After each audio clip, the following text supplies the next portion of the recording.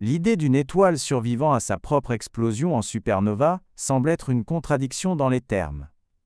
Une supernova est l'acte par excellence de la mort stellaire, une explosion cataclysmique qui déchire une étoile. Et pourtant, dans le zoo cosmique, il y a des exceptions à presque toutes les règles. Le concept d'une étoile zombie, une étoile qui survit à une supernova, est réel, et bien que les découvertes principales précèdent le JWST, le nouveau télescope est l'outil parfait pour étudier les conséquences de ces événements bizarres en détail. Pour comprendre comment une étoile peut survivre, nous devons d'abord distinguer les deux principaux types de supernova. Astérisque supernova de type 2, à effondrement de cœur. Cela arrive à une étoile massive plus de 8 fois la masse de notre Soleil. Lorsqu'elle épuise son carburant, son cœur s'effondre sous sa propre gravité, déclenchant une explosion massive, qui projette les couches externes de l'aile, étoile dans l'espace, laissant derrière elle une étoile à neutrons ou un trou noir. Elle, étoile originale, est complètement anéantie. Supernova de type Ia. Cela se produit généralement dans un système D, étoile binaire contenant une naine blanche. Le noyau dense est mort d'une étoile de type solaire. La puissante gravité de la naine blanche attire la matière de son étoile compagne. Lorsque la naine blanche accumule suffisamment de masse pour dépasser une limite critique, la limite de Chandrasekhar, environ 1,4 fois la masse du Soleil, cela déclenche une explosion thermonucléaire en chaîne, qui la détruit complètement dans un éclat brillant et standardisé. Pendant longtemps, ces deux voies étaient considérées comme les seules voies principales. Mais à mesure que les astronomes observaient plus de supernovas, ils ont commencé à en trouver des étranges, qui ne correspondaient pas parfaitement à l'une ou l'autre catégorie.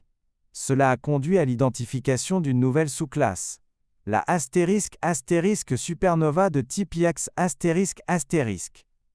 Une type Iax est essentiellement une version ratée ou faible d'une type Ia. La théorie dominante est que l'explosion thermonucléaire dans la naine blanche n'est pas assez puissante pour délier toute aile, étoile. Elle commence dans une poche localisée et est éteinte avant de pouvoir se propager à travers toute aile, étoile. L'explosion est toujours immensément puissante, projetant une quantité significative de la masse de L, étoile dans l'espace, mais elle laisse derrière elle un vestige substantiel de la naine blanche originale, une étoile zombie.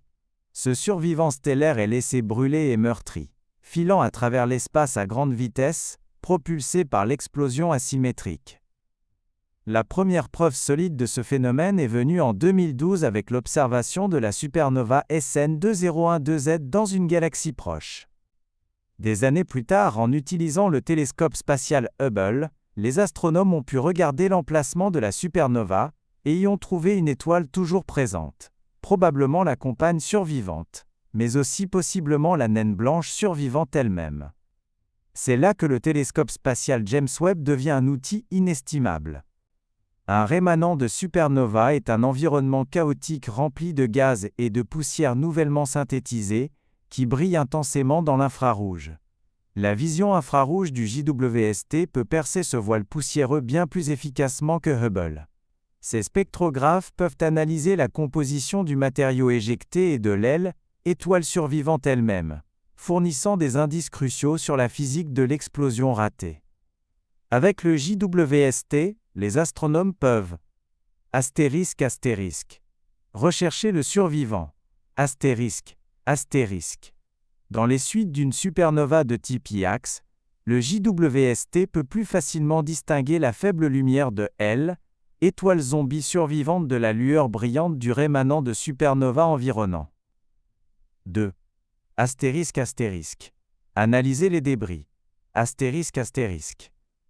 La composition chimique du matériau éjecté dans une type Iax est différente de celle d'une type Ia standard. Le JWST peut créer une carte chimique détaillée des débris, mesurant les quantités d'éléments comme le fer et le silicium, pour tester et affiner les modèles de ces explosions ratées. 3. Étudier L, étoile compagne. Dans de nombreux modèles, l'explosion arrache de la matière à L, étoile compagne. Le JWST peut étudier la compagne survivante pour voir si elle montre des signes d'avoir été sablée par la supernova, validant nos théories sur la manière dont ces systèmes binaires interagissent.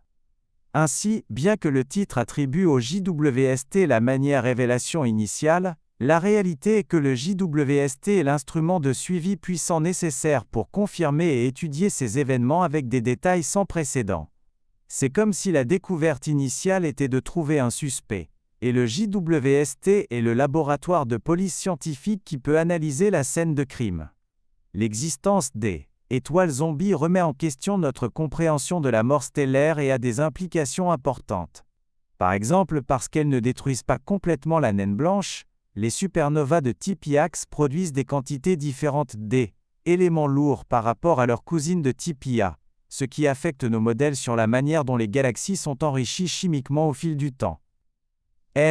L'étude de ces survivants stellaires est un exemple parfait de la façon dont les nouveaux télescopes s'appuient sur le travail de leurs prédécesseurs, repoussant les limites de nos connaissances et révélant que même dans la mort, l'univers est plein de surprises.